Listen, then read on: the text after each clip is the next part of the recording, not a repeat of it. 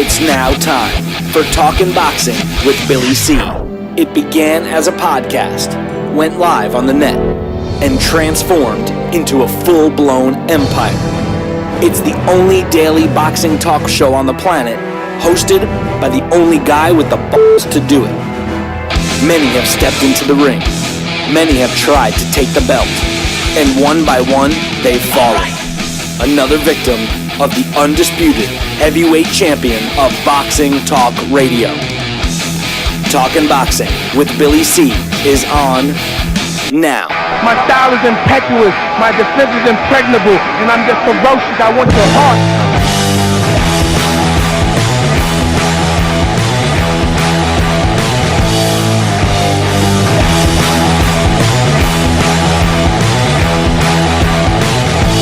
Coming to you live from the Billy C Studios in Lake George, New York. I'm Bill Calogero, and it's time for the Billy C Show. Good morning, good day, good evening, whenever you're listening, whenever you're watching. We hope you're doing okay today. Today's show is being brought to us in part by Sal's Neighborhood Pizzeria and Italian restaurant located on St. Simon's Island in Georgia. Check out the website, www.salsneighborhoodpizzeria.com, or give my man a call, 912-268-2328, 912-268-2328. Find out why I go all the way to St. Simon's for an authentic Italian meal. Today's show is also being brought to us in part by Fight TV. That's right. You want to watch a fight, but it ain't on your television dial? Don't worry about it. Go to Fight TV. And better yet, go to BillyCBoxing.com because we have the embedded player for Fight TV right on the front page. That's right. You can watch fights that you can't see, whether they're free or pay-per-view. They'll be available on Fight TV, and you can watch them right on the front page of BillyCBoxing.com. And while you're there, make sure you download the free Billy C app so you can watch or listen to the show wherever you go. Check out BillyCBoxing.com for all the information. And finally, today's show is being brought to us in part by my book, Tom Molyneux From Bondage, The Baddest Man on the Planet, is available right now where all good books are sold. You can get a copy of it right now. While you're watching or listening to this show, just visit BarnesandNoble.com or Amazon.com. Looking to get a signed copy? Don't worry about it. Visit our website, BillyCBoxing.com, and click on the book. You can't miss it. Jeremy put it all over the place, so just click it. Make sure when you do that in the instructions that you put how you want it signed. If you leave it up to me, I will do that too. No problemo. Coming up a little bit later on the show, we're going to have Boxing Hall of Famer, New Jersey Boxing Commissioner, same guy, and my main man, Larry Hazzard, join us. So don't go anywhere for that. Also, today I want to talk about a couple of things. First and foremost, Jarrell Baby Miller shooting off his mouth again. And I want to take a look at this guy. Now, we're going to break down and the fights and give you our predictions later in the week for the fights that are scheduled this week. And don't forget, programming note, no live show tomorrow. But I'm really sick of how things work out nowadays in the sport of boxing. Basically the squeaky wheel gets the fight. And it's, we talk about this all the time on the show, how it's not fair for a young fighter who's on his way up, training, working hard, listening to his trainer, listening to the people around him, hard work, and then all of a sudden, bam, somebody passes him by, a retread, if you will, or a guy like Baby Miller. And I'll talk about that a little bit later. But today's main topic, we got a big fight this weekend, the return of Daniel Jacobs after his tough loss to Triple G. A lot of people thought he might have won that fight. It was definitely an entertaining fight, and Daniel Jacobs proved a lot to everyone, including myself. But he's back in the ring after that loss, and he's stepping in with Luis Arias. Arias is a decent fighter. My question today, can Luis Arias pull off the upset? Daniel Jacobs looks like he's getting better and better and better. He's bigger, he's stronger, he's ranked higher, he's had tougher opposition.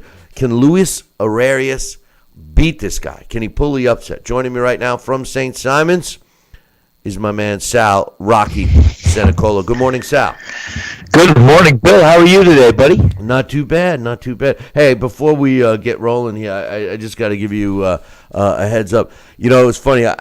When I get a chance, I like to, look over some comments and stuff people make on the different places that you can watch or listen to the show. Sure. And I caught a comment, and I can't recall where it was, but somebody said to me, "Hey, Billy C, how come you cut off Sal doing the Batman thing at the end of the show?" And I just want, first of all, I don't cut him off.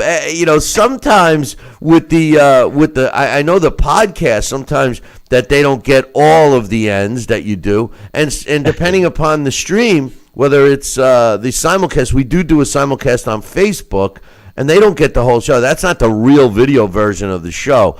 But I found that kind of funny, and people, they're waiting for that. Now they're looking forward to hey, Batman. Why not? We do have the newly implemented. Remember Batman, when Robin or Batman would hit their enemy, and you'd see the cartoon. They go, "Wow, pow, bam," and that's all I do. At the end of it, I give a final toot on this little horn, and not related to Jeffrey, and then I throw it up, and I come at you, bam, bam, bam, and we have a good time. And I sit there and smile till you say, "We're off air." Yeah, but they don't see all that. They don't see it. In case you guys are all wondering, wait. How about this line? Are we off air? Yeah, yeah. Well, my question today is: Luis Arias is Cuban fighter living in the U.S. now. He's ranked number 17 in the world at the middleweight division, and he steps in the ring this weekend going up against Daniel Jacobs, who both of us feel has really come into his own. Does he have a chance at beating Danny Jacobs or what? Well, hey, I can't be a hypocrite or contradictive in any time I say. Any given night, it's possible. I mean, Daniel Jacobs almost upset a legend and a living legend at this point. But I'll tell you what, Daniel Jacobs is a tough guy. And he's got one of the best cut men in his corner as well. But we learn how to appreciate Daniel Jacobs. He's capable of boxing, punching, moving. Guy has a good set of arsenal behind him. And he's going to be a very hard fighter to beat. But I'm not saying it's impossible. Depends on what style, what kind of fight this guy brings to the table, brings to the ring. He's got to be able to get inside of Jacobs. He's got to be able to move. I think his best approach would be hitting him in the body. And it's got to be curious to see, too, because, not every fighter, after they fight Triple G, is ever the same fighter. It just, that fight could take a lot out of you. Any fight could take a lot out of you. But I think Daniel Jacobs has plenty of wars left. He's a gamer. He's a winner. And I look forward to seeing Daniel Jacobs in the ring anytime. And I think it's going to be a tough fight, but anything is possible during the course of a fight. I think you make a great point about fighters losing a little in the ring when they fight Triple G. Luis Arias is he's not a cupcake. I mean, he's a gamer, man. The computer ranks him at number 17, which is, considering Daniel Jacobs is number 4. Respectable. And Daniel Jacobs coming off his loss, you would think that at least seemingly with fighters today, they come off a loss and they get get put in with somebody that shouldn't even be in the same ring with them. And I'm going to be talking about Jarrell Baby Miller a little bit later on the show. And, a guy like him who really hasn't fought anybody. You look at a guy like Bryant Jennings as well, getting blown away by Luis Ortiz. And then his next fight is against a cupcake. Daniel Jacobs steps in the ring with Triple G, and he takes on Luis Arias. And Arias is no slouch. Now, when you take a look at Arias's resume here, he is a couple of years younger than Daniel Jacobs, and he certainly has less fights than Daniel Jacobs. He's only got 18 pro fights. Daniel Jacobs has 34. But they are the same size, roughly. And, when you take a look at Arias's record, he can box. And so can Daniel Jacobs, of course. It's going to be interesting to see how big Daniel Jacobs steps into the ring. As we all know, he's pretty huge against Triple G. Light heavyweight. Yeah, against Triple G. Now, he weighed in. Okay, they did juggle around the weigh-in times. But when I look at Luis Arias, the two guys that stand out to me anyway on his resume that would suggest that he gives Danny Jacobs a go is back in 2016 in June, he fought Jorge Silva. Now, if you look at Jorge Silva's record at that time, 21 wins, 10 losses, and a couple of draws, you would think that he's not a dangerous fighter, but he was. And, Arias made quick work of him, stops him in 3 rounds. He did fight some other decent opponents, Darrell Cunningham, Sat Sigmund, after that fight. But his last fight against Arif Magomadov, he stopped him in 5 in Vegas. I think, and that was, this year in June. So I think his activity level may help him in this. I think he would have to try to outbox Danny Jacobs, but that's going to be hard. Daniel Jacobs got some hand speed, and he definitely has pop. The knock on Daniel Jacobs was that maybe he has a weak chin, but he showed against Triple G that he withstood, the power punching of Triple G all the way to the last round. He did get dropped, but that was it. He got up and finished the fight. And like I said, a lot of people thought he won. I think this is a good fight because if Daniel Jacobs dominates Arias, it's basically a statement that says, I'm here.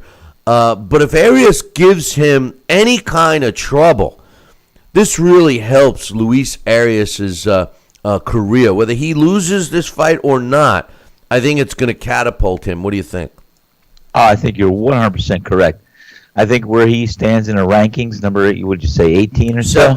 Well, no, I go by the computer because the computer. Obviously the sanctioning bodies are all skewed. Yes. But by the computer looks at him at number 17. Okay, but here's the thing. The guy's getting an opportunity to show the world what he has. He's going against a top-notch contender who could beat most of the fighters, most contenders, most champions out there.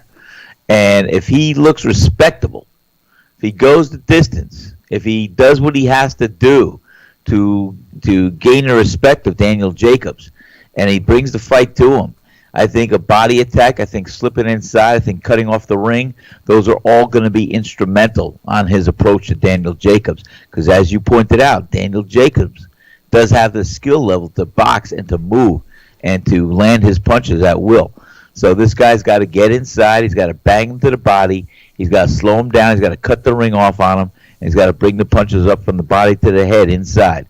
So I think it's going to be a good fight. But if this guy looks respectable, this guy draws a line in the sand and gets his attention, Daniel Jacobs, hey, guess what? He just increased his marketability.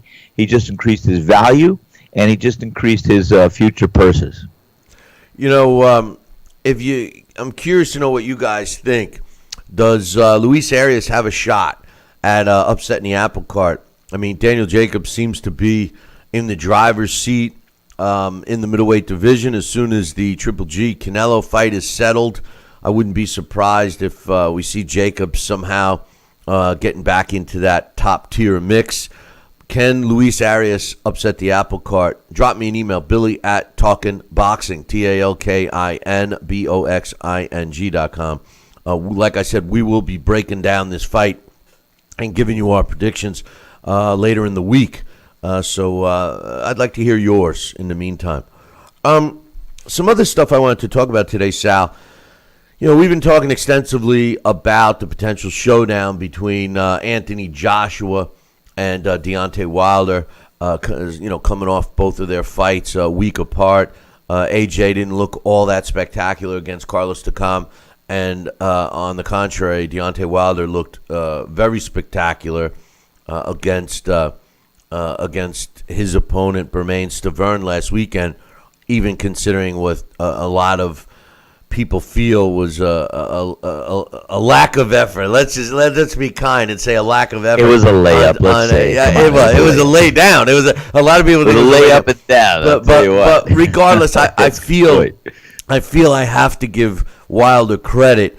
And I told you why. What has changed my get him out of there quickly. Well, because he would have stunk the whole show. Right. I mean, not only taking care of business the way he should have, but I really buy into Deontay Wilder's honest feeling that he wants to see if he's the best. And I have gained so much respect for him from that one little sentence, whether he meant it as seriously and sincerely as I took it, or whether it just slipped out of his mouth. Either way, it means a lot. It means a lot to me, you know. But anyway, in the meantime, now we all talked, especially yesterday, we were talking about should that fight happen now? You know, should we have to wait? And it was announced yesterday that apparently Joseph Parker, who was on the short list for potential opponents for Anthony Joshua, has come out and said that the two camps are actually in discussions for this fight to possibly happen prior to Deontay Wilder. And Parker had some comments to say concerning this yesterday. He said, there is an interest from the Joshua camp, which is why we're talking to them right now. He's my preferred opponent. Everyone wants. That's okay, I need glasses. Everyone wants to fight him, but I honestly think in his last performance he didn't look that great. I didn't look the best in my last performance either because of the style I had in front of me. Actually, you could make that excuse for AJ if you want, but anyway, he says, I think his style matches mine perfectly, and I honestly think I can knock him out. My gut tells me it's a 50-50 fight. Our team really wants it. We're 100% into the fight. On their side, I'm not so sure. There's a lot of talk there, and it's hard to gauge. I think for Joshua and his team, it shouldn't be about the money. It should be about the legacy and trying to unify the belts and seeing who the best is. They can easily take a voluntary fight and make big money. But for us, I think they should pay us a bit more because I have a belt. I'm not scared of anyone. They may be big giants, and I respect Wilder's power, but I think they're both beatable. Everyone wants to know who the best is. I want to know who the best is. That's why I want to fight these guys. Now, that sounds That's great. a good quote, too. It sounds like you took it from the Wilder handbook. Exactly. I think these guys. I think they're guys. Leave your eyes. Somebody's writing them. Somebody's writing these quotes for both of them. Listen, and you know what line I highlight the most in this quote is the line that says, "But for us, I think they should pay us a bit more because I have a belt." Too, Bill. You know, and before that, he says, "I don't think they should do it for the money. I think they should do it for the legacy, right?" And I say to myself, "Wait a minute. You know, that's okay. Everybody says, you know, us as boxing purists, we want the legacy. We want everything done for the legacy. We want the history, blah, blah, blah, blah, blah." But at the end of the day, I can't discard the fighter who wants to make the most money that they possibly can. And here this guy is contradicting himself, saying, AJ should fight me for the legacy. Forget about the money. But on the other hand, they should open up their checkbook a little more and give me a little more money so I can pay, you know, so I'll accept the fight. What's your thoughts on this? Because this is the same exact scenario, just as you suggest, that's coming out of Deontay's mouth. I mean, when do you say when? When do you say I'm taking the fight? I think we can look at that statement a couple directions and what it could be. Well, I think AJ should do it for the legacy of boxing. And by the way, I should make more money, which means if he's doing it for the legacy of boxing, he doesn't need to take all that big money. They should allocate it to me. I think that could have been looked at or interpreted that way as well. The bottom line is that is kind of comical that it did follow with we know that Wilder said as well. I almost called him Gene Wilder, but I think that it's turning into a heated lamp here. I'm telling you, and why? Because, as I said, a fighter is only as good as his last fight, and when you see some things and you're looking from the outside in, as everyone was looking at Joshua during that fight, maybe they saw a flaw. Maybe they saw this. Just like Tatum knew that he had to, try to establish something early, which he couldn't do. But, people look at fighters, and they'll look at something that they can, as an opponent, as a potential opponent, and they'll say, well, you know what? He's doing this. I could do that better. I could go over here. I could make this happen. I could take him out to that round or do this. And so what I'm just saying is fighters who will see Joshua and want to potentially fight Joshua will look at something that was exposed that they think they can capitalize on. And that's what's happening now. Listen, before I finish, and then we got to take a break here. Lucas Brown. Now, Lucas Brown, in case y'all forgot, that was that top hit by, Roy Jones Jr. In case y'all forgot, Lucas Brown was the WBA regular heavyweight champion and then lost his title because he tested positive for performance-enhancing drugs. And he's kind of been in a hole somewhere. And rumor has it that he did fight, by the way. He did have a fight recently anyway. But rumor has it that Lucas Brown will be Joseph Parker's next opponent. And they said that, when asked, when Lucas Brown's team was asked, they said, Lucas said, I've heard that Parker's trainer, his promoter, his matchmaker have all said yes to our fight, no problem. But Parker himself is holding up the fight. As far as Lucas Brown's promoter, Matt Clark, he said they offered us the deal. We agreed. We're ready to go. We signed. So if the fight doesn't happen, it's really on Joseph Parker. I think Joseph Parker is trying to weigh out his options, Sal. I think Joseph Parker is, trying to get the fight with AJ, and he's trying to get as much money as he possibly can, just like Deontay is. But, it's similar, and I'm not comparing the two, of course, because of, the complete body of work. But in a way, it's similar to Floyd Mayweather being able to call all the shots in his fights, at least for the last decade. He's the guy. He's the draw. He's the guy that people want to fight. He's the guy who makes the decision who he fights. Well, similarly, AJ is that guy. AJ is the moneymaker. AJ is the draw. AJ gets to pick out who he fights. And guys like Deontay Wilder and Joseph Parker are in a position where they're trying to get the most to step in the ring. And they're going to have, like you said, a line in the sand. They're going to accept X amount or not.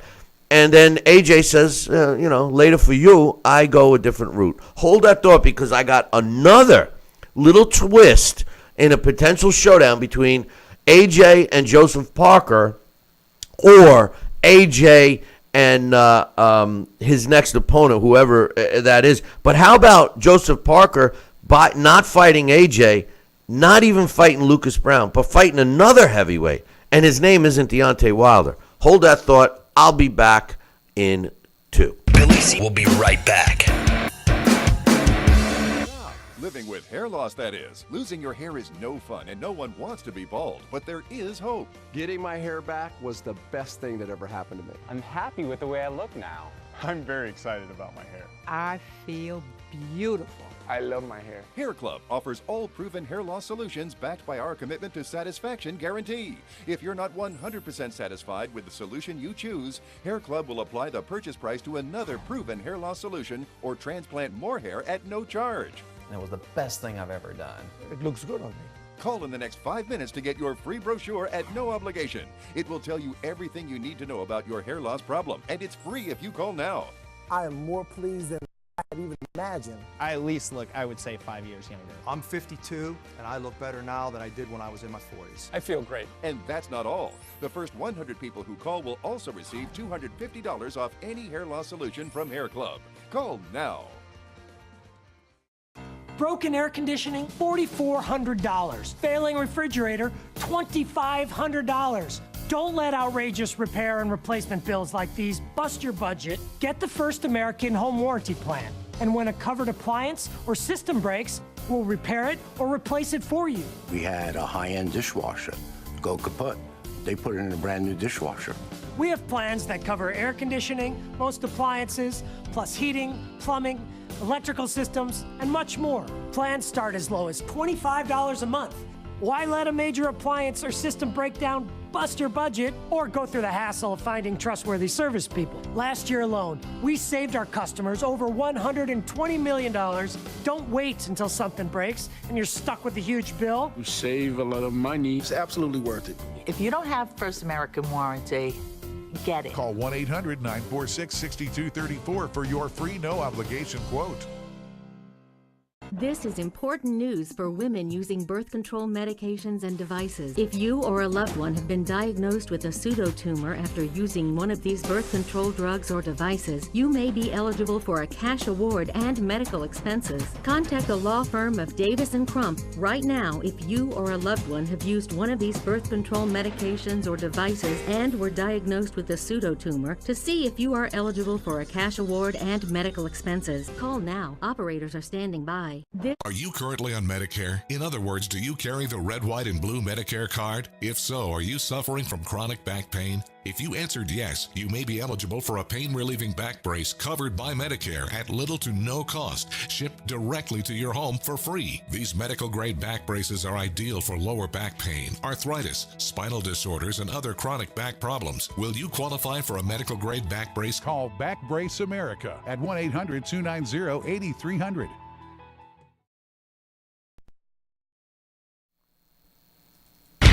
Check out BillyCBoxing.com now, or feel the wrath of the mighty mustache. Oh, that hurts! Why are you doing that to my face? I hate you! That's BillyCBoxing.com. Consider this your warning. Now back to Billy C. Interact with the show at BillyCBoxing.com.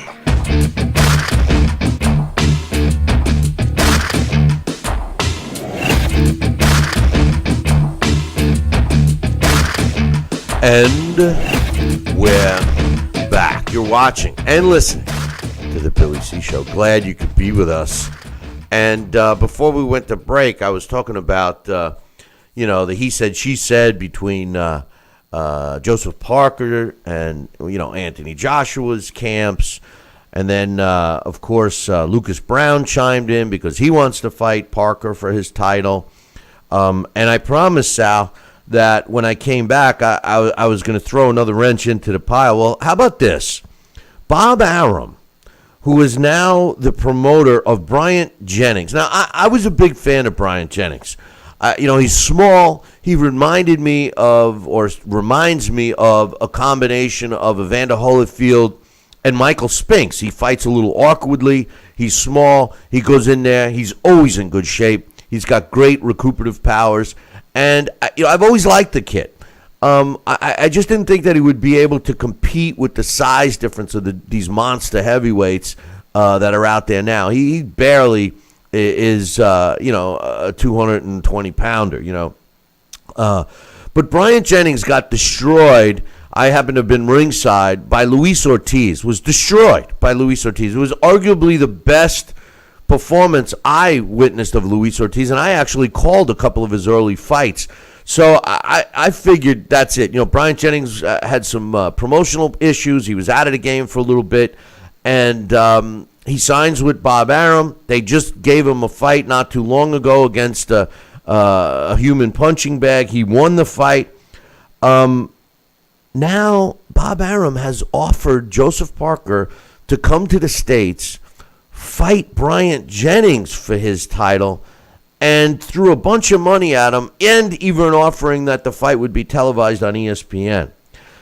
Sal, I don't mind the fight, but what bothers me is what we talked about yesterday. Here's a guy in Bryant Jennings, who I like. I'm a big fan of Jennings. But how can you bypass all these other fighters, Deontay Wilder included, for his opportunity to unify a title, and slip Bryant Jennings in there? Even if, let's say, Bryant Jennings wins the fight, is he a true champ? I mean, he needs to fight somebody before he gets a fast track. What's your thoughts? Well, you said it right there, Bill. There is you got to do something. You got to earn that fast track. You got to beat a top contender to do it. And you know, we see these handshakes, these dinner meetings, these slip under the table envelopes, and you know, it's ridiculous. Come on, we know how the boxing game works, and these fighters should be challenging the top rungs of the ladder, and basically climb up and get into that contendership for that title shot. And you know what? In all due respect, the champion has the ability to pick anybody that's ranked in the top 10 or 15 and have a fight, but he's got to make his mandatory. The bottom line is, I think that the powers that may be and the fighters that can make these decisions, along with their management, should be adamant and say, hey, we're going to fight Anthony Joshua. We're going to fight Deontay Wilder. We're going to do this as a title, as a unification elimination. I like that, unification elimination. And fascination.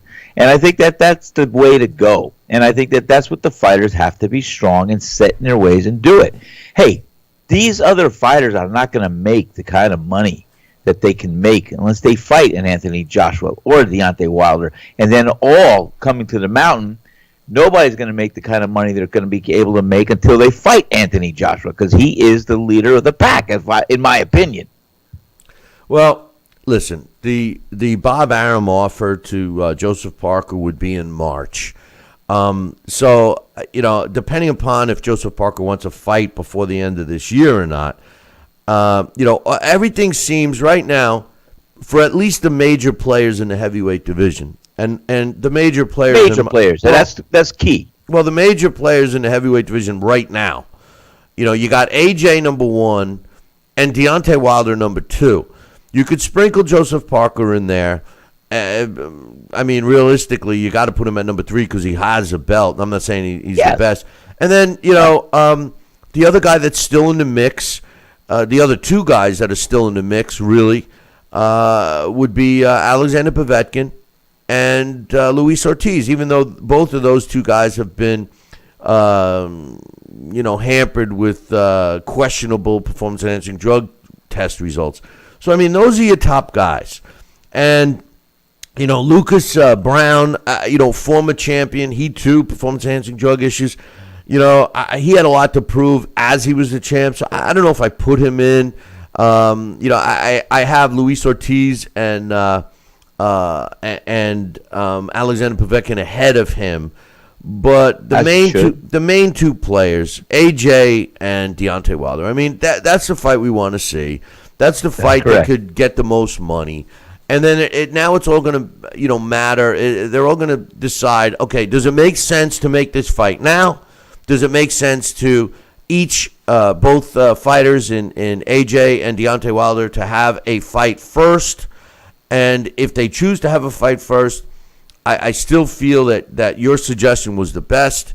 You know, have AJ fight in England against either Tyson Fury or Joseph Parker, and have Deontay Wilder on the undercard fighting his mandatory for the WBC, Dominic Breazeale. And then the 2 winners fight each other next sometime in the summer. That, if they don't fight each other right away, early 2018, Sal, that's the way to go. All these other guys can't be in the mix. It'll just prolong it. No. And it just devalues it, in my opinion. It does devalue. And you know, I would not like to see, in all due respect, Billy, I would not like to see Tyson Fury fight Anthony Joshua for the title in his next fight out, for Joshua's next fight out, because I think we got some questions we have to have answered, and I don't think these questions should be answered in a heavyweight championship of the world fight.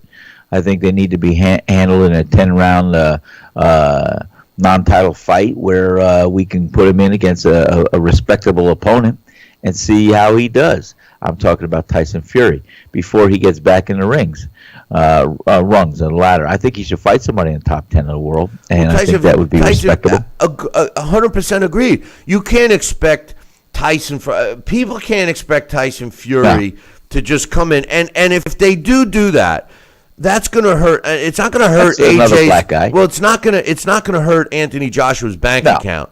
But it's certainly going to hurt his reputation, because just like I'm complaining about other fighters not fighting significant opponents, you would have to criticize AJ for fighting Tyson Fury. No disrespect to Tyson Fury. No. He was the linear champ. He was a guy that beat Klitschko. He is undefeated. All those things are positive.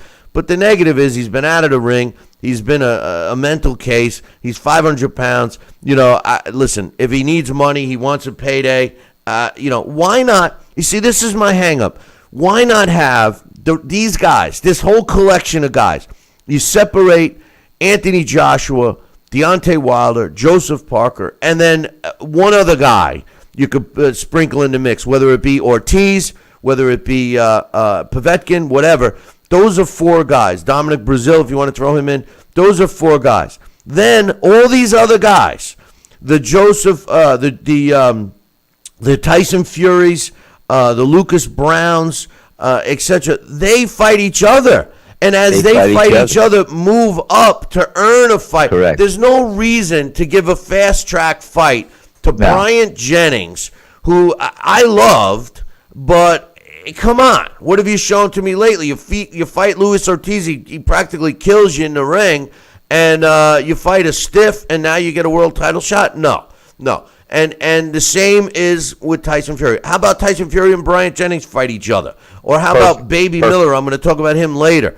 Shooting off his mouth. How about him? These guys need to fight somebody before they fight AJ or Deontay. End of story, Sal. And you just made a whole scenario look even better. As I first proclaimed here earlier in the week, I would love to see a showdown in England with Anthony Joshua fighting Joseph Parker and Deontay Wilder fighting Dominic Brazil. And how about, and like I said, Tyson Fury in that mix with some of these other guys. And I think that would be a unique, and have the other guys in this mix. Just a night of heavyweights. The heavyweights collide, It's going to be a collision course to the championship. But they've got to take their time and do it right and beat each other before they get the chance for the title. And Tyson Fury, if he got in the ring tomorrow with Joshua's in a no-win situation. If he beats him, he beats the guy that's been out of the ring for a couple of years and is a head case and is overweight and this and that. And if he loses to Tyson Fury by some way, shape, or form, oh, wow, Joshua wasn't that special anyway. And look at this, Tyson. So, no, wait. Get that whole picture out. Tyson Fury does not belong in the ring for the heavyweight championship of the world just yet. He's got to prove himself. One fight is all it takes. That's all. That's it. It's not much to ask for. No. And he can fight any one of the aforementioned fighters that you talked about earlier. Yeah, one fight I'm okay with him back if he shows that he can do it or whatever. But anyway, hey, listen, we're going to take a break. When we come back, we're scheduled to have Larry Hazzard join us. Sal will get you back on a little bit later. And when Sal comes back, Sal and I are going to talk about Jarrell Miller, Baby Miller. This guy aggravates the hell out of me. Today's world, the squeaky wheel gets the fights, and that's what this guy is. He's one big fat squeaky wheel, but we'll talk about that in a little bit. Sal, go fill up on your coffee, and we'll talk to you a little bit later. I can't wait to hear Larry. I'm going to take a short break, and when we come back, Boxing Hall of Famer and New Jersey Athletic Commissioner Larry Hazzard joins us. So don't go nowhere. Billy C will be right back. Hey, living with hair loss, that is. Losing your hair is no fun, and no one wants to be bald, but there is hope. Getting my hair back was the best thing that ever happened to me. I'm happy with the way I look now. I'm very excited about my hair. I feel beautiful. I love my hair. Hair Club offers all proven hair loss solutions backed by our commitment to satisfaction guarantee. If you're not 100% satisfied with the solution you choose, Hair Club will apply the purchase price to another proven hair loss solution or transplant more hair at no charge. And it was the best thing I've ever done. It looks good on me. Call in the next 5 minutes to get your free brochure at no obligation. It will tell you everything you need to know about your hair loss problem, and it's free if you call now.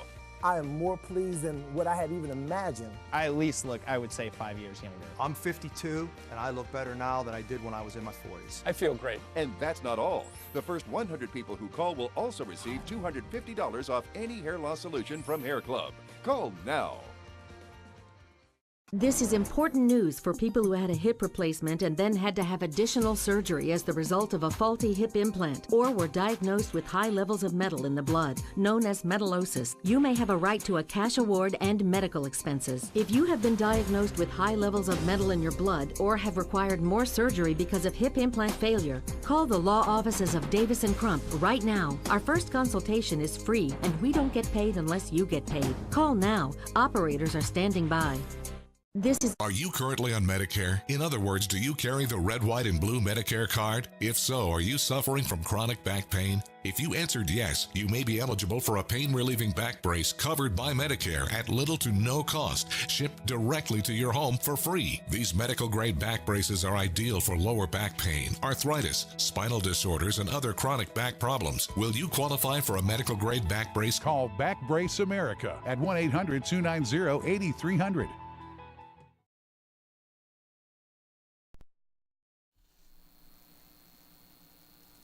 Hey, fight fans, check out KOFantasyBoxing.com. KO Fantasy Boxing is boxing's only trademarked fantasy game. Check it out, www.KOFantasyBoxing.com. Select your own gym, your own fighters, track them through a season that can last from 3 months to a year, depending upon which league you join. You got to check this out, man, www.KOFantasyBoxing.com. Join it today. Again, www.KOFantasyBoxing.com, and tell them Billy C sent ya. The one, the only, Don King. Makes me feel good, Billy, to have you, the #1 show in the country, talking boxing with Billy. So I invite each and every American that's listening to this great show to tune in, because we want you to be there with Billy and me. Check out BillyCBoxing.com now, or feel the wrath of the mighty mustache. Oh, that hurts. Why are you doing that to my face? I hate you. That's BillyCBoxing.com. Consider this your warning. Now back to Billy C. Interact with the show at BillyCBoxing.com.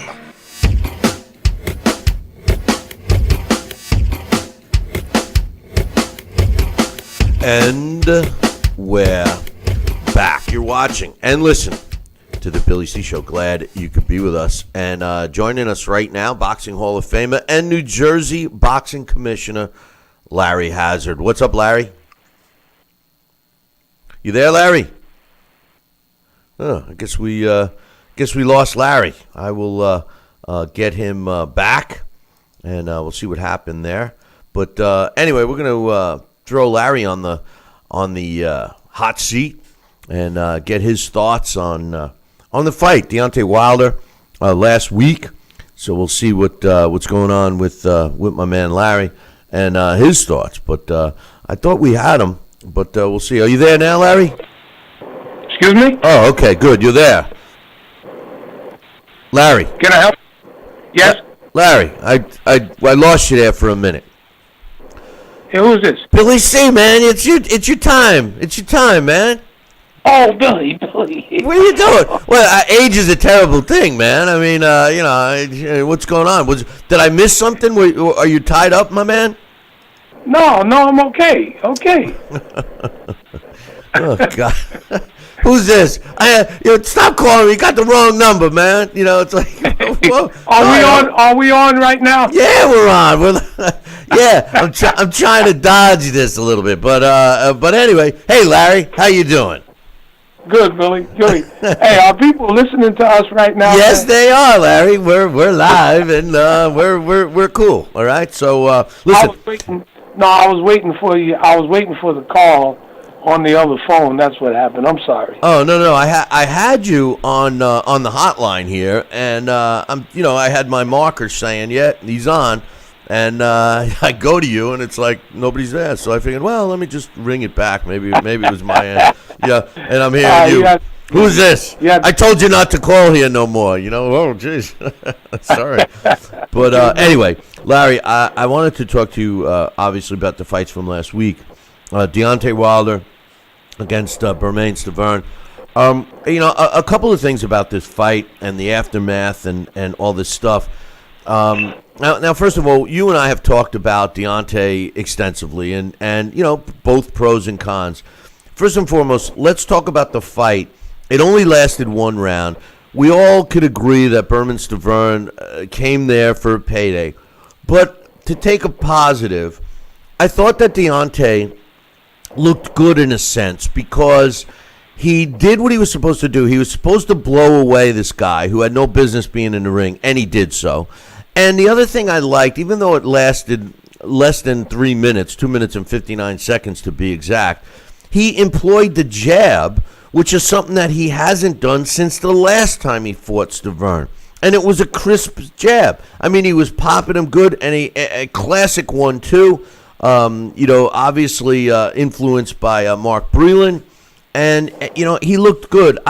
I was kind of impressed, even though I was sick to my stomach about the lack of performance from Stavern. But I knew Deontay was going to win this fight. What did you get out of that 3 minutes? Well, what I got out of it, number one, was that he fought like he was insulted.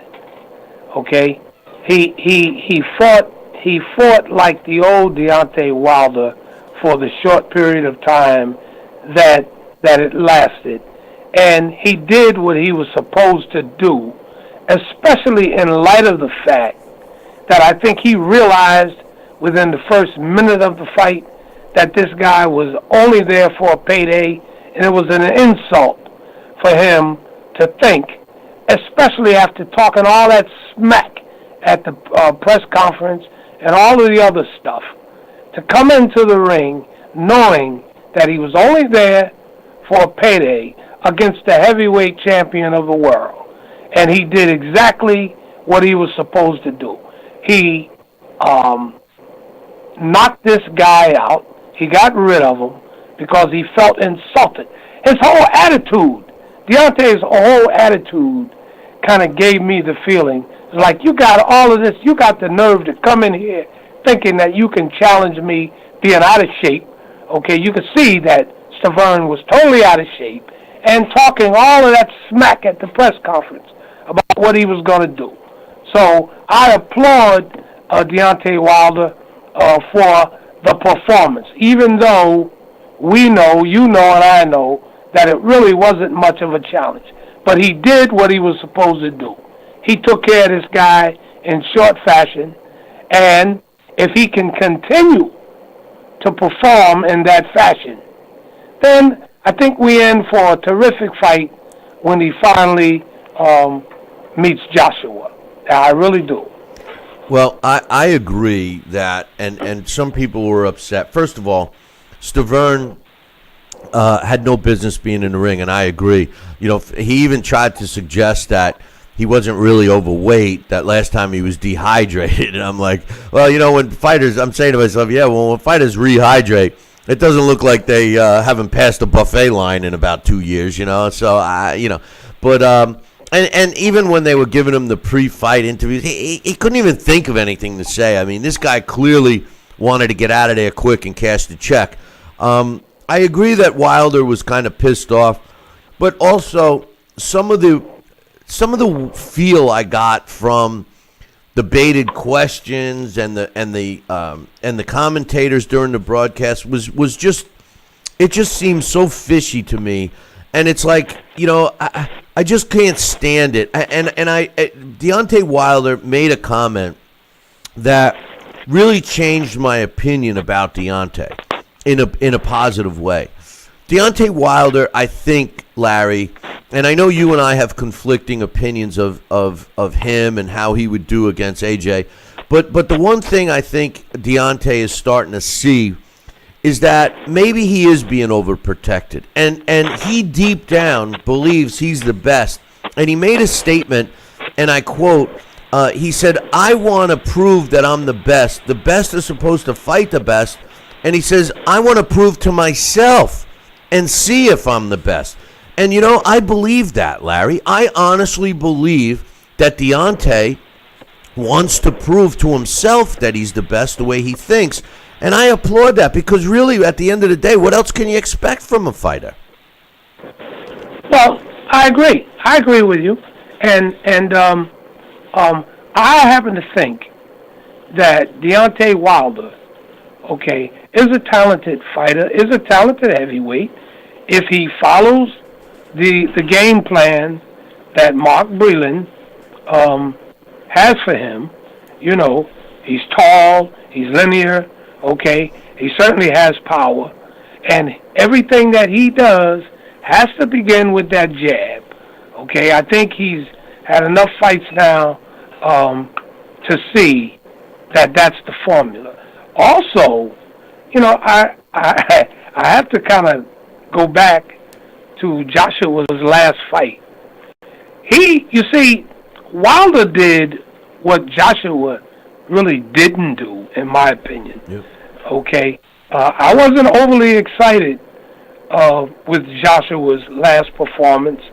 I think that Joshua he actually kind of let me down in terms of the way I had really gotten real high on this guy, but he should have taken that guy out of there with the performance he turned in against Klitschko. I was really looking for him to take that guy out of there, and he let him hang around, you know, and I wasn't really that excited about his performance. Now, if Deontay Wilder comes in with the same type of attitude that he had against Verne, he brings that attitude and he brings that game plan against Joshua, he may beat Joshua. That's the way I feel at this point. So, you know, I think we're on the same page when it comes to Deontay. You know, if he keeps fighting this way. Deontay Wilder, first of all, to comment on Anthony Joshua and the fight against Carlos Takam, I agree, but you know, he should have taken care of him quicker. The reason that I look at maybe why it gave him more trouble, and I don't mean to make an excuse, but I guess I am, is the fact that, and I look at it from the big picture. You know, if you go back to the Klitschko brothers, you see that in the beginning of their reigns, and, you know, it was for a long time when you combine the both together, you know, it took them a little while to get used to and proficient in fighting the smaller guy. And after they picked up on it, because every guy that they got in the ring with after a while was several inches, if not a half a foot shorter than them. And then as you watch their careers progress, you see that they started learning how to throw their punches effectively and downward to a smaller guy. Then all of a sudden, towards the tail end of both their careers, they find themselves fighting taller men that are, if not the same size as them, slightly taller. And it took a little time to adjust back to that. Well, that's what I saw with AJ. I saw a guy who's been fighting guys that are big, and all of a sudden is put in there with a guy a foot shorter than him. And like he had said, that they don't bring in guys, which I thought was kind of strange. They don't bring in specific guys in sparring. And he was kind of, it looked like it took him a while to adjust. Now, Deontay Wilder has been fighting guys that are smaller than him, and he looks very fluent when he fights a guy that he has the height advantage over. His punches are downward, etc. I think it's going to be reversed when he steps in there with a guy his same size. I think he's going to struggle like the Klitschkos did. That's just my way I'm looking at it. And not to make an excuse, but, you know, here comes the but. You know, I agree 100%. Wilder did what he was supposed to do with a guy that didn't deserve to be in the ring with him, and AJ did not, you know, so. Well, and you know, the only other little, because I always look for little excuses for guys that I like. So here's the excuse that I gave AJ in light of what I considered to be a disappointing performance. Sometimes guys just fight to the level of the competition. You know what I mean? So I says, well, this guy is really not that much of a challenge. So maybe that's the problem. You know, he's not really giving him that much of a challenge, so he's fighting to the opponent's level. So we'll have to wait and see. But I do think based on the last, the performances of both. My respect for Deontay Wilder now has gone up a little bit more. I'm kind of back to where I was in the beginning, because I was very high on him in the beginning. I kind of lost it a little bit in between because he didn't seem to be, really fighting the type of competition. But I think he's got it back now. And if he comes in and he comes behind that jab, I see him giving Joshua a lot of trouble. Well, that's a great segue to my next question. Do you think Wilder is at his best right now, Larry? Do you think Not yet. So you think that there's room for him to improve? Because it seems to me that the only guy that he has listened to, Mark Breland, in terms of their fight plan, was Stavern. Everyone else, he goes in to take their head off, and at that time, sometimes he doesn't look as good. I kind of think that what we see with him is what we get. He looked fantastic against Stavern, but Stavern wasn't a willing dance partner. Do you think he's at his best, or do you think he can get better? No, I think he could get better because, I talked to Mark Breland. I talked to Mark at an affair not long ago, and Mark said what we already think. He says, in training, he listens, okay, but when he gets in the ring, it's a different story. So if he's got to listen to me, and we'll see the real guy. And he said, he's got a lot of talent that he's not even showing yet, because once he gets in the ring, he has a tendency not to listen. So what I'm saying is that if Mark can really get this guy to listen, and I think he can, just based on what we saw last week, I think that there's room for improvement, okay? And maybe not a whole lot, because he's not, he's a tall, rangy guy with power, and, guys like that, they have a tendency to rely a lot on their power, and sometimes they shortchange the talent display because they're going for that knockout. But he does show that he has some room for improvement. I mean, I like the way he came back on Stavern and kind of did that sidestep and threw that right hand. That shows that there is a little bit more in the skill set than just coming straight forward. You know what I mean? And he took him out. He hit him with that right hand, because Stavern was expecting him to walk straight in, and then that right hand came from the right side, from that side, that step off, and then he banged him with that right hand. I said, there you go. There's a nice move, So I think that there is room for improvement, and I look to see that in the very near future. The only thing that concerns me, Larry, is that the next, if he fights Anthony Joshua, and quite honestly, if his next fight is against Dominic Breazeale, I think he's gonna be in for a tough night. I think he beats Breazeale because Breazeale is just too slow.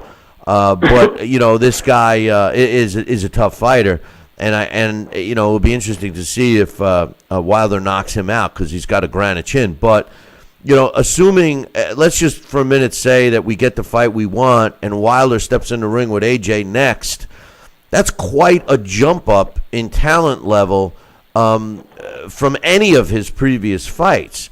And to show that, improvement in that leap would be very impressive if he can. In other words, if he can look as good as he looked against Stavern, which, again, we all know that Stavern came to collect a check. Not that was Deontay's fault, but I mean, if Deontay even looks half as good, he could upset the apple cart and knock out AJ. It's just a question of can he look as good as he did against a way better opponent. Well, Billy, you can't have it both ways. I'm talking about the fighter. You can't claim that you're the best there is. You can't claim that, hey, I want to prove that I'm the best, okay? You either got it or you don't have it. You know what I mean, Billy? You either got it or you don't. So he certainly is at that level where I'd like to see him fight Joshua in his next fight. Go right for the best should be fighting the best. So he's been promoting himself as the best. Joshua, I'm sure, feels that he's the best. Okay, so why mess around? You know, and once again, you fight, go right to it, go right to the top guy. If you lose, it doesn't mean that's the end of a career. You're giving the fans what they want to see. You're going to find out for yourself, am I the best heavyweight? Am I the king? You know, that's what this game is all about. So let's get it on, man. You know, I think he's up for the task. And if he's not, okay, then we're going to find out why. And, hey, maybe they'll get a chance to do it again. But I'd like to see him go right to Joshua right off of this win. Me too. I think that it's time. There's no need to marinate it. They can both make a ton of money. And like you just suggest, either way, there's a rematch. So they can't make more money fighting anyone else. I mean, AJ can make the money. He's making tons and tons of money fighting Carlos Takam. You know, Deontay's not. Deontay hasn't made $2 million yet. You know, he apparently, rumor had it, he turned down $7 million plus the U.S. TV rights, which I think was a mistake. I mean, he could make a ton of money fighting AJ, but we'll see. We're running out of time, but I have to ask you. Listen, no one likes Shawn Porter more than me, but I just want to say this. He is so hard to watch. I mean, here's a guy that we know is not going to all of a sudden become a Muhammad Ali boxer, overnight. I mean, he's like watching the old cartoon Captain Caveman. You know, he's just throwing punches all over the place, You know, it's a shame because he's such a nice kid and his chops and all of that, but he's hard to watch. But during that fight, the referee Gary Rosado, oh my God. I don't get it, man. I can't stand these referees and Gary Rosado and Al Bernstein, who never talks ill of anyone. It's one of the biggest pet peeves. I know. It's one of the biggest problems I have with Al. You know, I mean, he's so nice. He never says anything about, he never calls it like it is sometimes, like what everybody's thinking. But he couldn't contain himself. Gary Rosado, in the beginning of that fight, was pushing and shoving Shawn Porter. And as the fight developed, he switched and was pushing and shoving Granados. It almost reminded me of what's his name there, our buddy who kisses people in the fight and slaps them around when he has a favorite. What was your thoughts on Gary Rosado's performance? Well, I thought exactly what you said. Okay, much to be desired.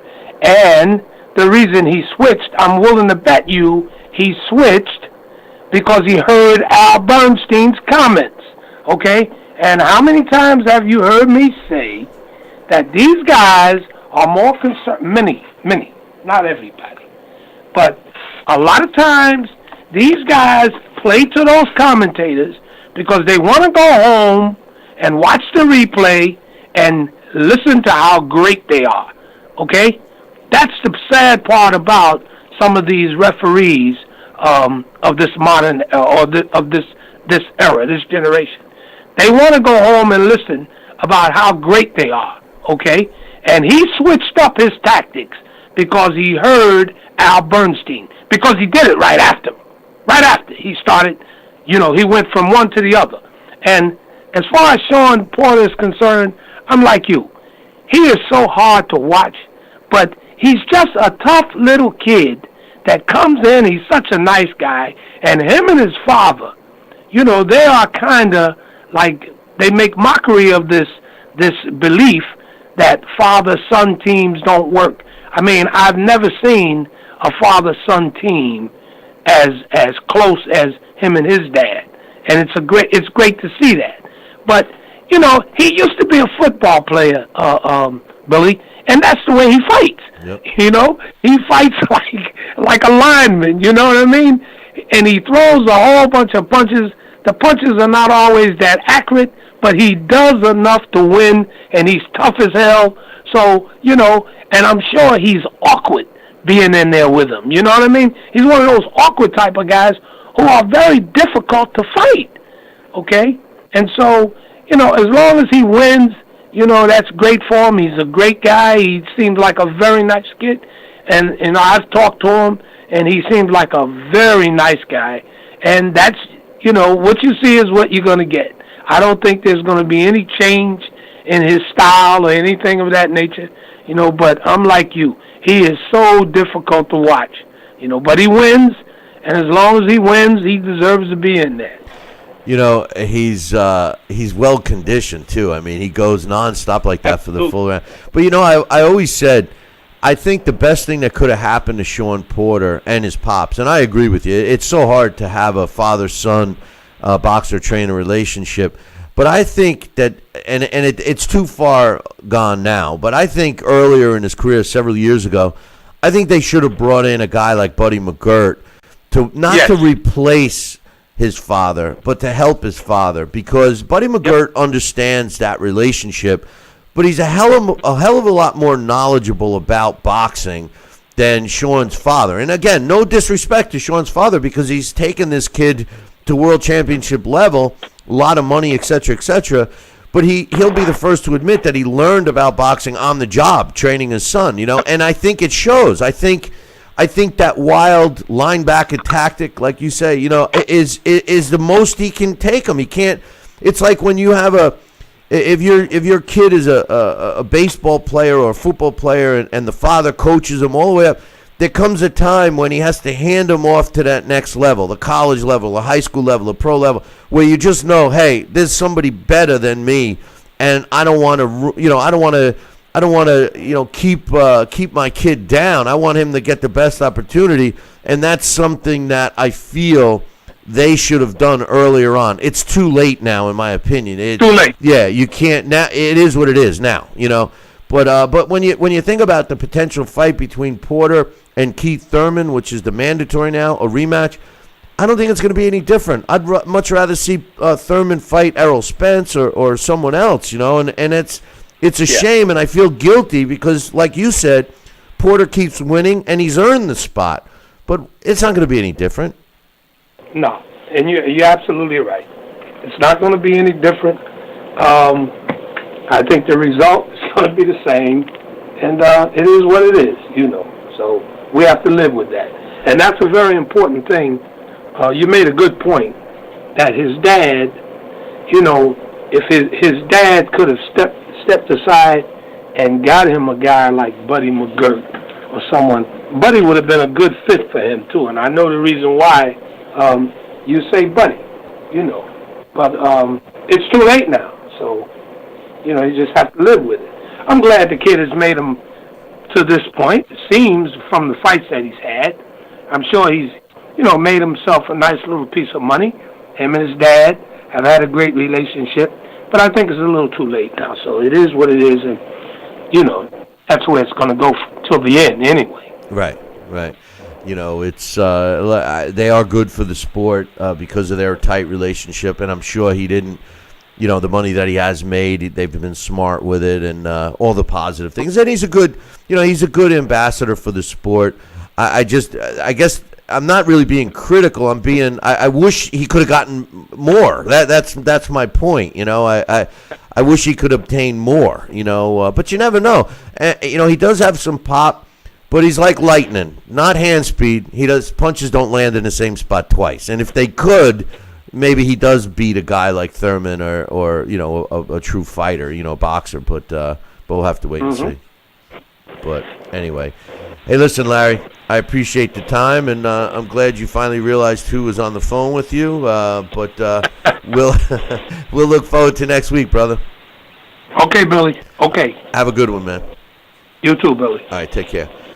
That's Boxing Hall of Famer Larry Hazzard. Giving us his thoughts on Deontay Wilder. Listen, we all agree on one thing. Deontay Wilder against AJ has to happen, and it should be the next fight to happen. I'm going to take a short break. When I come back, Sal, Rocky Cenicola will join me, and we're going to be talking about this baby guy. Baby. No, not Baby Joe Macy. If you don't know who I'm talking about, well, you haven't been watching the sport enough. We're talking about Baby Miller. We'll be back in 2. Billy C will be right back. Part of the Billy C Boxing Network. Air conditioning, $4,400. Failing refrigerator, $2,500. Don't let outrageous repair and replacement bills like these bust your budget. Get the First American Home Warranty Plan. And when a covered appliance or system breaks, we'll repair it or replace it for you. We had a high-end dishwasher go kaput. They put it in a brand new dishwasher. We have plans that cover air conditioning, most appliances, plus heating, plumbing, electrical systems, and much more. Plans start as low as $25 a month. Why let a major appliance or system breakdown bust your budget or go through the hassle of finding trustworthy service people? Last year alone, we saved our customers over $120 million. Don't wait until something breaks and you're stuck with a huge bill. You save a lot of money. It's absolutely worth it. If you don't have First American warranty, get it. Call 1-800-946-6234 for your free no-obligation quote. If you're over the age of 50 and considering buying an annuity in the next 60 days, I have some important news for you. Don't buy an annuity until you understand the pros and cons of annuities. A free book to help you maximize your retirement income from television host and three-time author Josh Melberg has been released. This book reveals little-known truths about annuity strategies in simple-to-understand terms. Grab a pen right now because we are about to offer you this free book that unlocks the 5 little-known secrets we believe baby boomers and seniors should know before buying an annuity. Call 800-493-9652 now, and you'll receive a free copy of Josh Melberg's book, Next Gen Annuity Strategies Revealed. As a bonus, we'll also send you the #1 mistakes retirees are making with their investments today, and a free DVD on how you can get up to 33% more income in retirement. Call 800-493-9652 to have your free information kit rushed to your door. Again, that's 800-493-9652. If you or a loved one have had hernia repair surgery with mesh reinforcement and suffered infection, chronic pain, mesh migration, mesh failure, organ damage, or needed additional surgery, call the Rely On Group right now. You may be eligible to receive a cash award and compensation for your medical expenses. Your voice deserves to be heard. Call the Rely On Group to be connected with a personal injury attorney for a free consultation.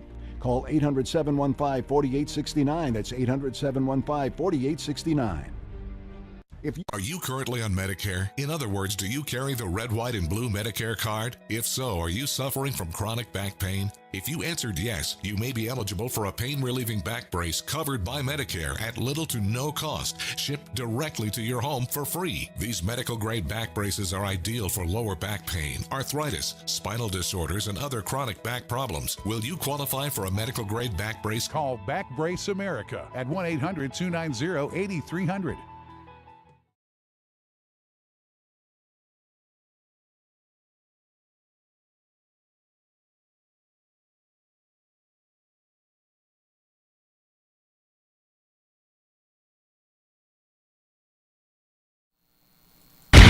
Check out BillyCBoxing.com now, or feel the wrath of the mighty mustache. Oh, that hurts! Why are you doing that to my face? I hate you. That's BillyCBoxing.com. Consider this your warning. Now back to Billy C. Interact with the show at BillyCBoxing.com.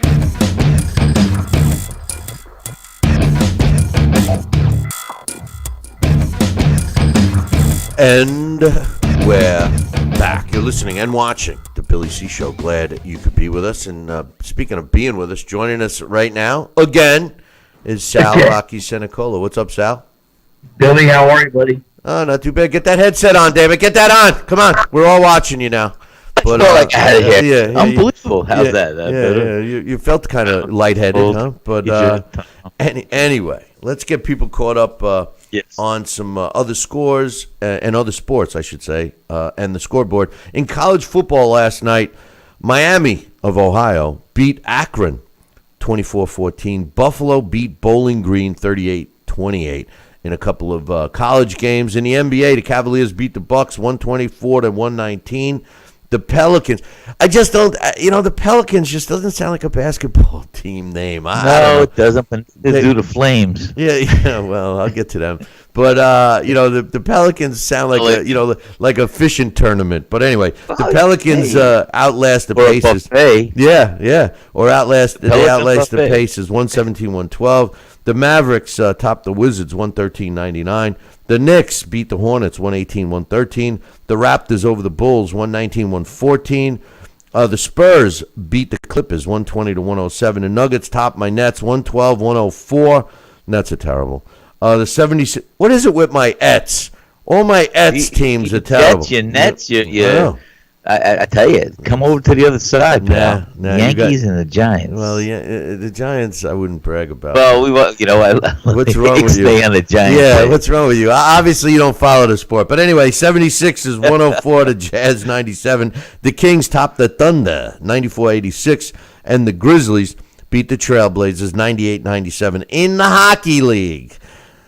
That would be the National. The Steelers topped the Capitals 3-1. The Blues over the Devils 3-1. The Oilers beat my Islanders 2-1 in overtime.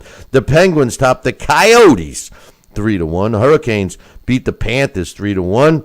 The Predators over the Blue Jackets 3-1. The Canadiens over the Golden Knights of Vegas 3-2. The Kings beat the Ducks 4-3 in overtime. And the Canucks beat those Flames, Sally. They beat those Flames 5-3. And that gets everybody caught up in other sports. So moving right along. What's the matter, Sal? What is this?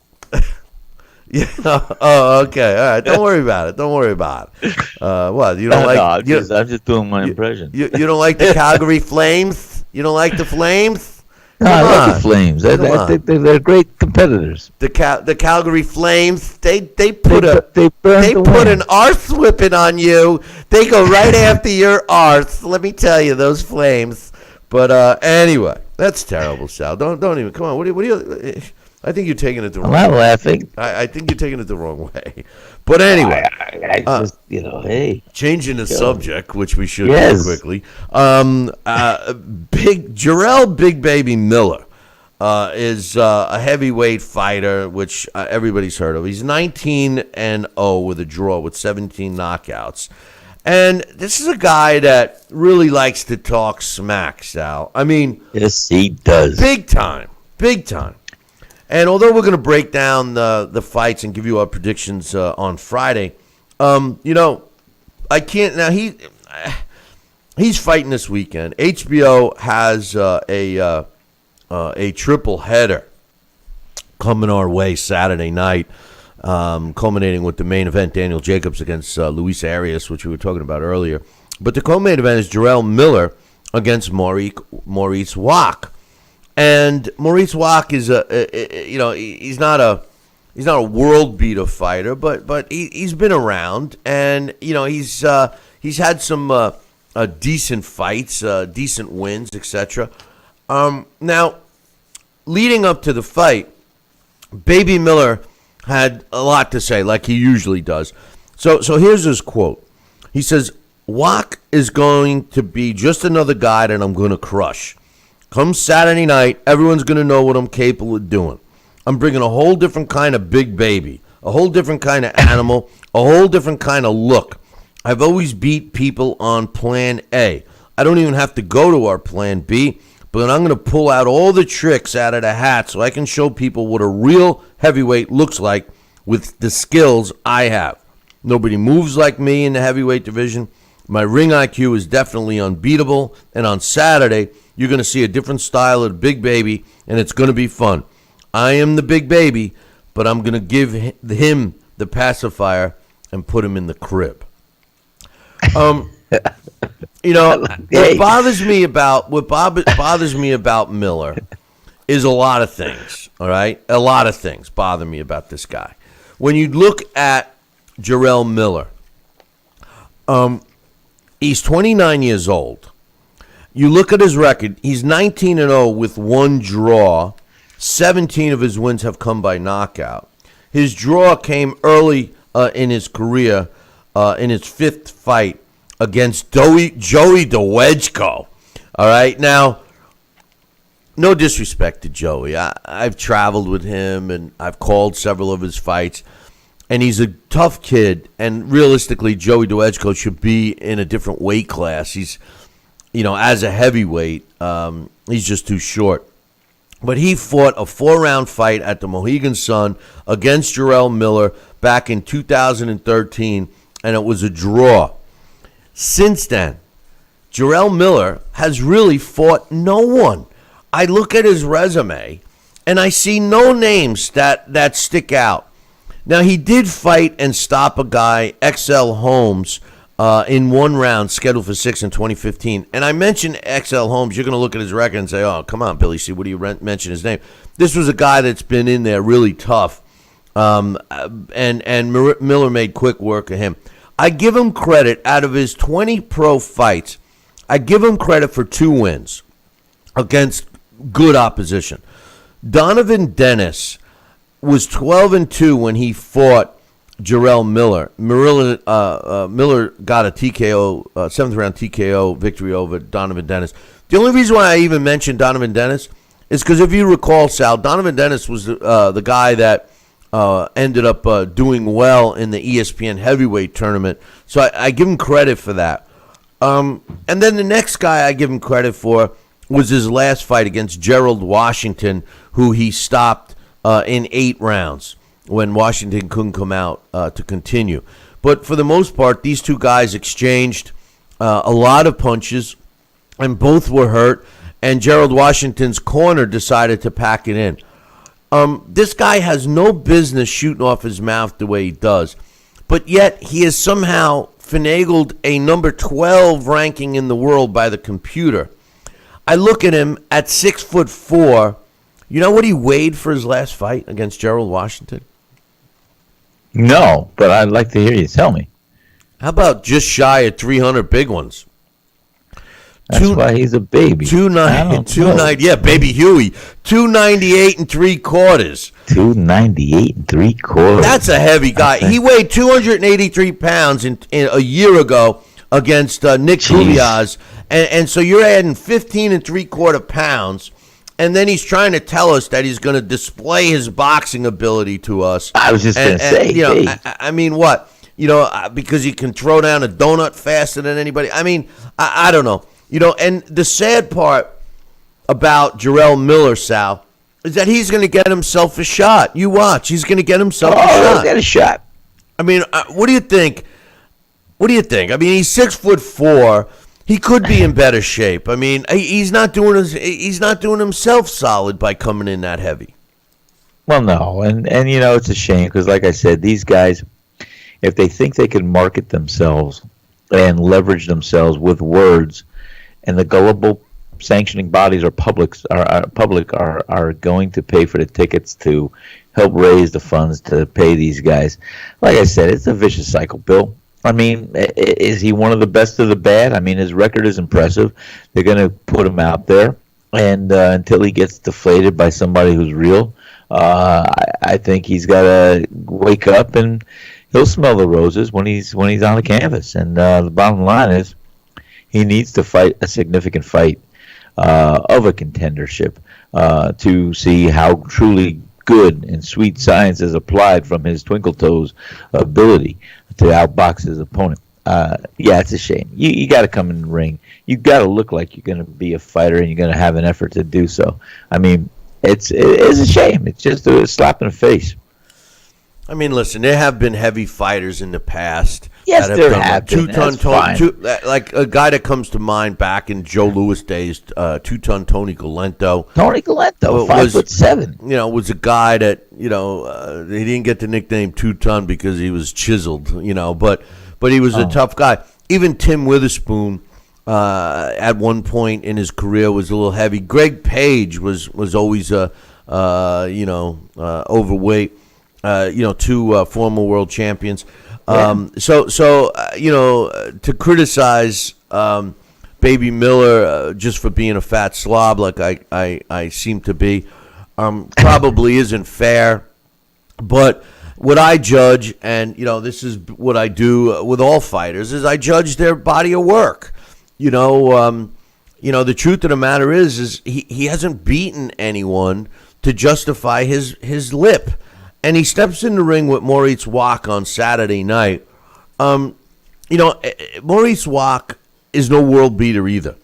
But he's 3.5 inches taller. He's 4 inches. His arm reach is 4 inches longer. He's ranked at number 20 by the computer, and he's 8 years older. The thing that Walk is going to represent, I think, for Miller, is what it's going to be like for him to fight a guy that's 6'7" plus. You know, Jarrell Miller, although he's a monster compared to you and I at 6'4", giving up 3.5 inches and then 4 inches for bigger guys or whatever, is a big difference. Don't you think?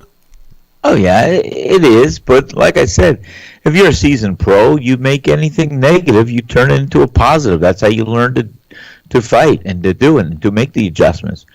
It's like I said, I felt become more comfortable going in the ring knowing my opponent was 4 to 6 inches taller and he's got the longer arms and everything else. That was my comfort zone. I could fight anybody taller. I loved it. And so I don't know, but that's because I was used to fighting guys taller like that from the amateur days. So you learn. And, you know, I had some trouble when I fought guys my own size.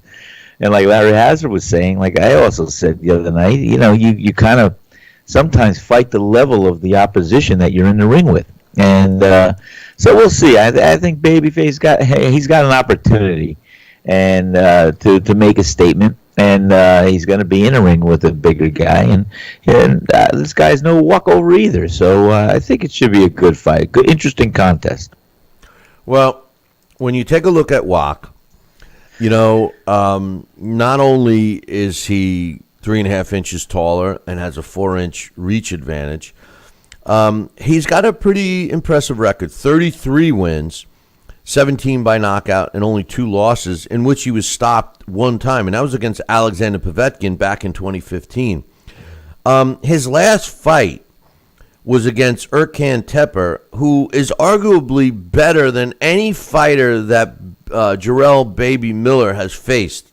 The other thing I give Wak a little credit for, he is a former world title challenger. He went 12 rounds with Klitschko. Wow. So now you say to yourself, because I always questioned the chin of Wak. And I saw Maurice Wak live knock out Kevin McBride. I thought he killed Kevin McBride. I mean, Kevin McBride went down. They carried him out with oxygen and on a stretcher and everything else. I was ringside for that fight.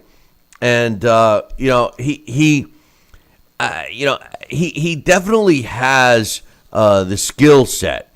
But he's 37 years old, 8 years older. He's got way more mileage on him. He's got 149 more rounds than Jarrell Miller. And his significant wins, Erkan Teper is one. And the other guy I give him credit for, although he was a shell of himself, I still think he's still a tough guy, even though he's there just for the paydays now, was Travis Walker.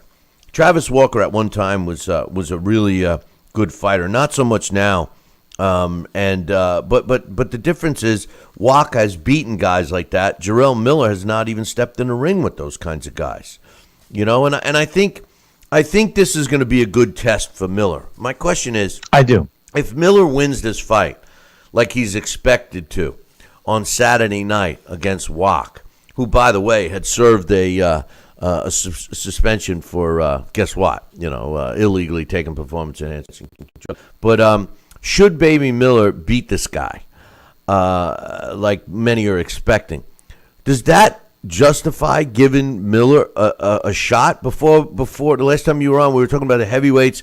We're talking about AJ. We're talking about Deontay Wilder being the top 2 heavyweights in the world today.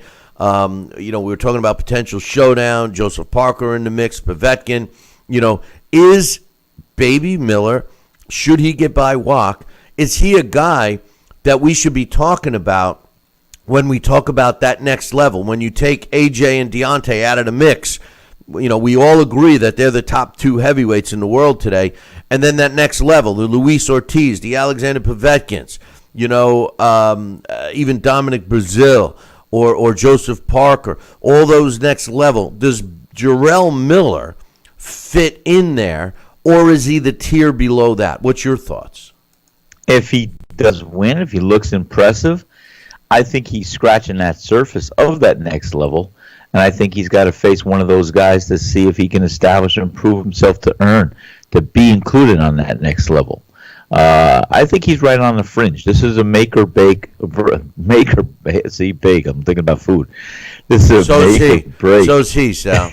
He's thinking about food. That's why I was going along that line. This is a make or break. This is a very, very significant fight for him, and I think it will direct the future of his career one way or the other. I don't know. We'll see what happens. I think he's got a great opportunity, and we'll see what happens. But so does Wach. Wach's got a good opportunity, too. He's no slouch. So I think it's going to be a competitive, very good fight. And Styles should make this fight happen. And I always like to see a shorter guy in with a taller guy and how they approach each other. And, we'll see what happens here. I'm looking forward to it. Well, I just hope Maurice Wach doesn't come in dressed as a donut or a sandwich or something, because then Baby Miller's he's going to start taking bites out of him. Yeah. But, listen, maybe Miller isn't doing himself justice, and that's another question I have for you. I mean, these fighters that let themselves, especially heavyweight, a heavyweight fighter isn't subjected to weight issues in terms of needing to make weight and stuff like that, and they pretty much can eat whatever the hell they want.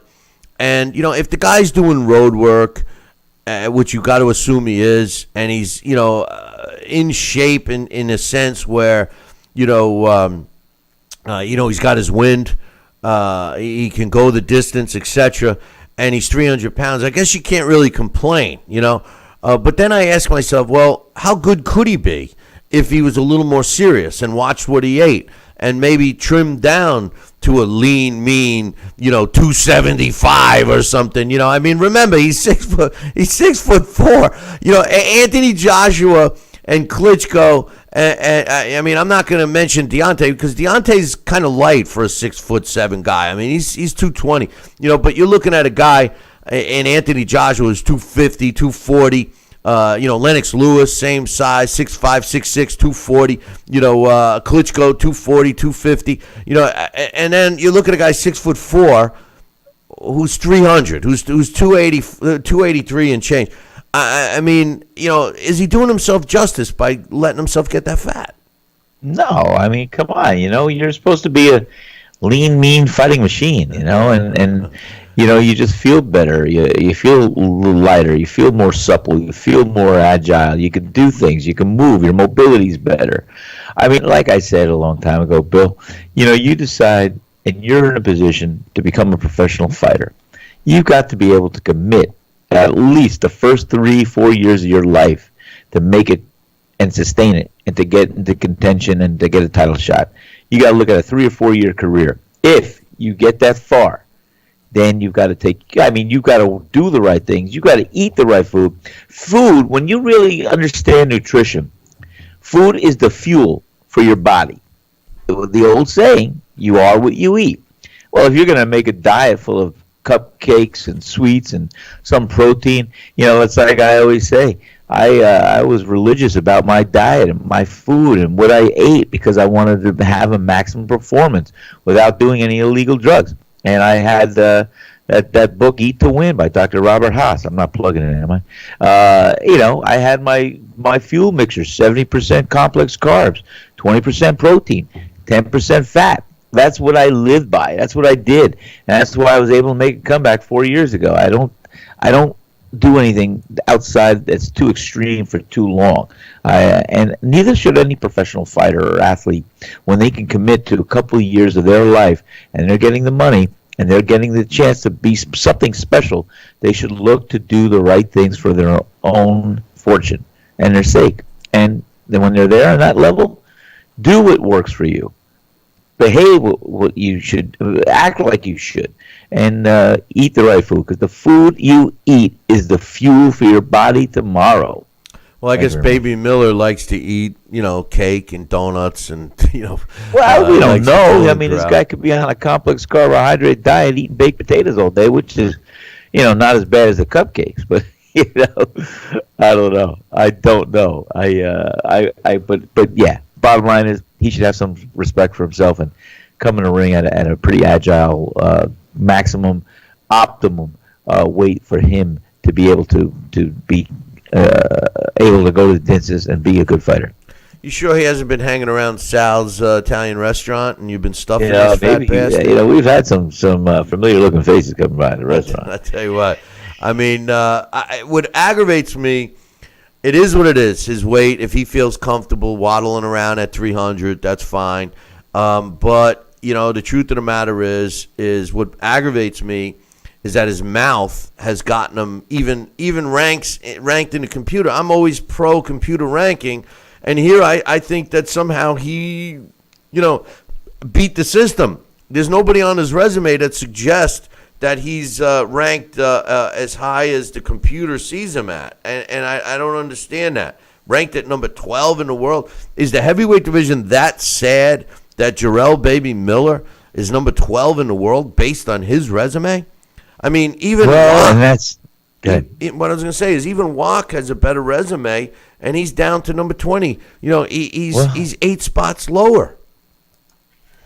The O has some significant value in the ranking system, and I'm not saying it should. I'm not saying it shouldn't, but they should really cross-reference and see who he has really beat of value, and rate him by those merits.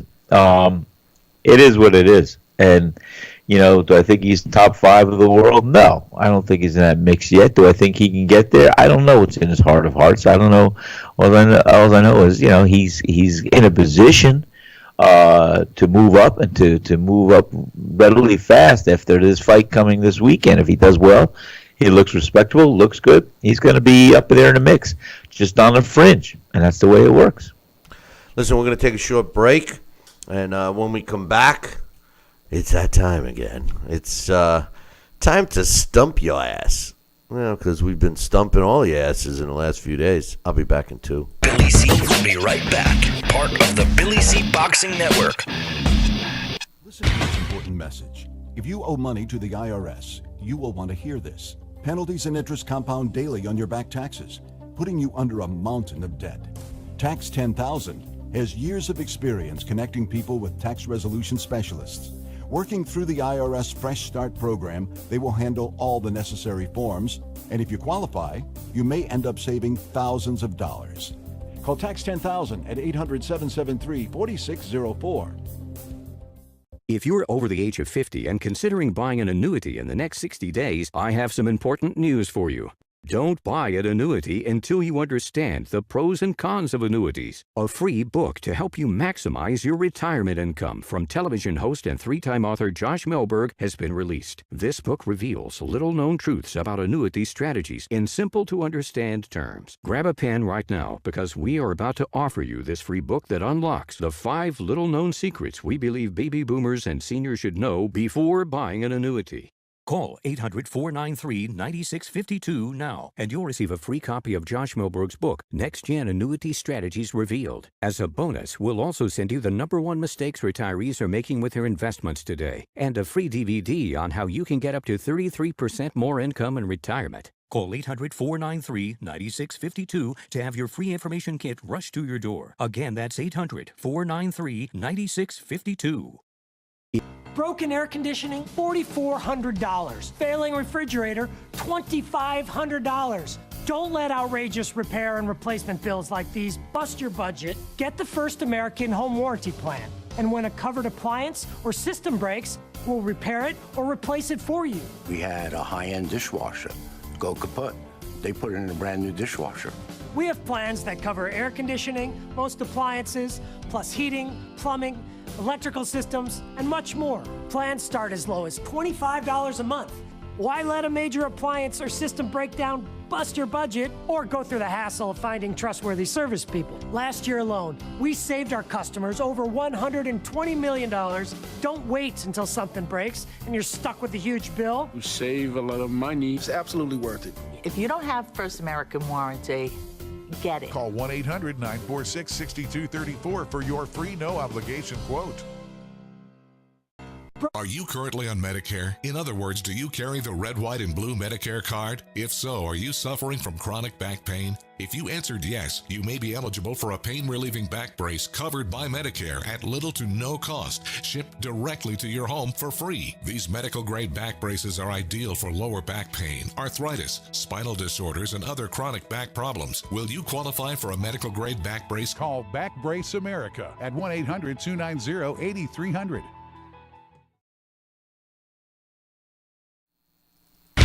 Check out BillyCBoxing.com now, or feel the wrath of the mighty mustache. Oh, that hurts. Why are you doing that to my face? I hate you. That's BillyCBoxing.com. Consider this your warning. Now back to Billy C. Interact with the show at BillyCBoxing.com. And we're back. You're watching and listening to the Billy C. Show. Glad you could be with us. And it's that time again. Hey, Sal, I want to ask you, excuse me, I want to ask you, do you think I should give the boys and girls and ladies and gentlemen and children of all ages another major hint on this question that's got everybody stumped? Or you think I should put it on hold and ask a new question? The ball is in your hands, my man. You know what? I want somebody to get this answer right.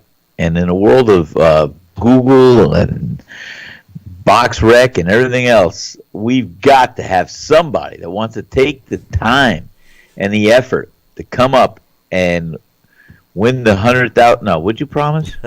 I promised them. I promised them your restaurant. They get to win your restaurant. Okay, you're right. Yeah. Maybe I'll give. Maybe I'll give a meal. They get this question right. I'll give a meal. I'll buy them a meal. There you go. You come down and see Papa Sal. Listen, I'll tell you what. You come and see me. Sal, you come and see me. I will buy you a pizza, a salad, an appetizer, calamari, and a dessert of your choice. Go for the cannolis, boys and girls. But listen, the cannoli. Sal just sweetened the pot. So here's the question. The question is, and if you're the first one to email me the correct answer, Billy at TalkinBoxing, TalkinBoxing.com.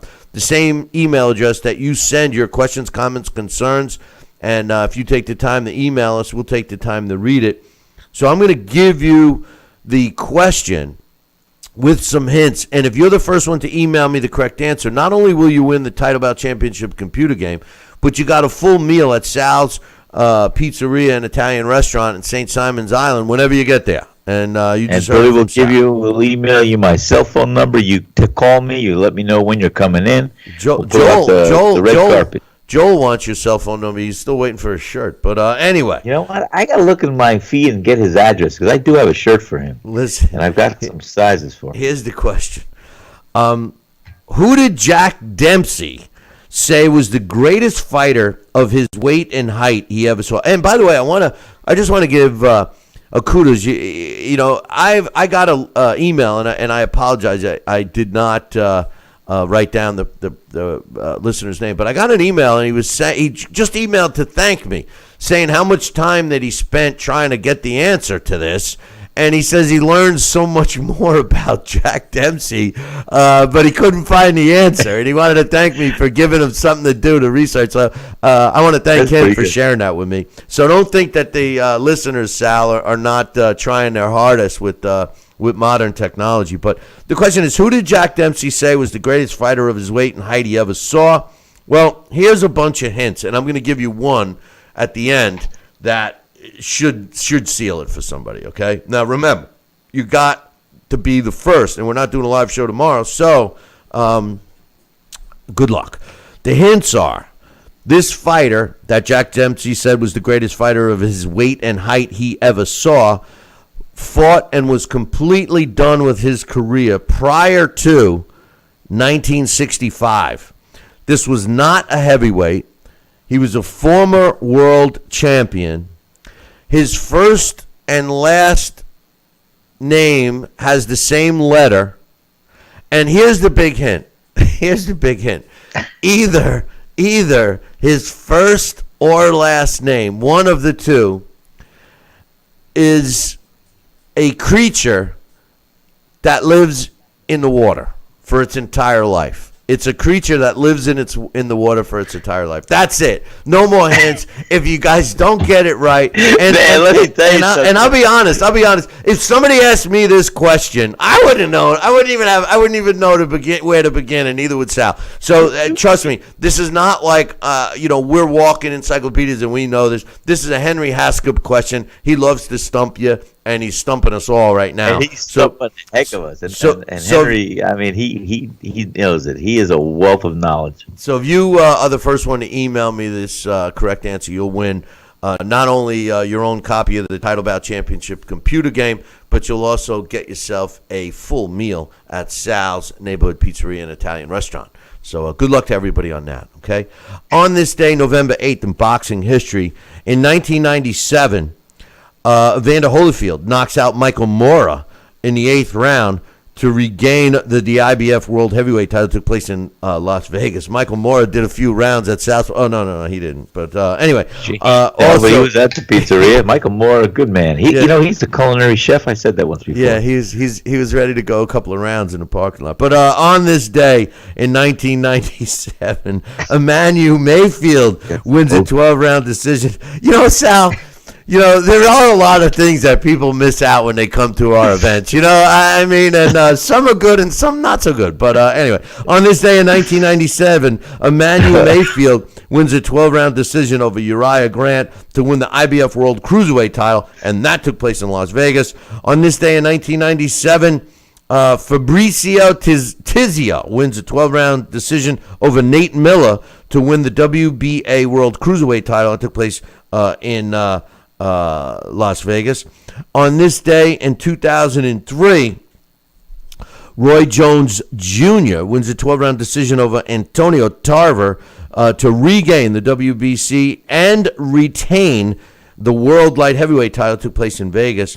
And on this day, November 8th, in 1913, Lou Ambers, former world champion and Hall of Famer, and incidentally, Rocky Marciano's idol, was born on this day in 1913. And another guy, another all-time great Hall of Famer, this guy, an all-time great heavyweight, in 1868 was born, and that's Joe Chewinski. So that's what took place on this day in boxing history. And I tell you guys, like I said, we will not be doing a live show tomorrow, but fear not, we will return on Friday. We'll be back better than ever. We will be giving you our breakdowns and predictions of the big fight scheduled for this weekend. We'll also get you caught up to date on all of the happenings in boxing, as well as some other sports that take place, because we'll be following up Thursday night football. And we'll be waiting. Maybe we'll have an announcement of our trivia question winner. So we'll wait to see what happens there. But I will tell you this. Make sure you tune in Thursday morning, Friday morning. Make sure not Thursday. No. Check that. Take two. Make sure you tune in Friday morning. Same bat time, same bat channel. Until then, I'll leave you with this. Ciao, baby.